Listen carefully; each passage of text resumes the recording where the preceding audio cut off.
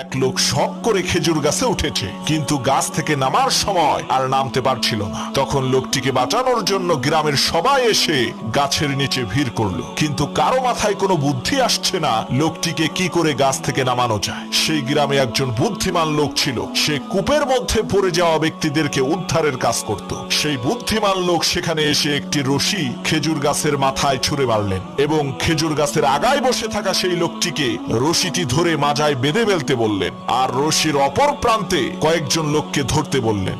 বুদ্ধিমান লোকটির কথা মতো তারা রশিটিকে ধরলেন। হঠাৎ করে সেই বুদ্ধিমান লোক বলল, এখন টান মারো। লোকেরা রশি ধরে টান দিল, সাথে সাথে সেই খেজুর গাছে থাকা লোকটি মাটিতে পড়ে মারা গেল। তখন গ্রামের লোকেরা বলল, আপনি এটা কেমন কাজ করলেন, লোকটা মরে গেল। তখন সেই বুদ্ধিমান লোক বলল, ভাই, এটা লোকটার কিসমতের দোষ, আমার কোনো দোষ নাই। এই একই টেকনিক খাটাইয়া অনেক মানুষকে আমি কুয়া থেকে বের করেছি।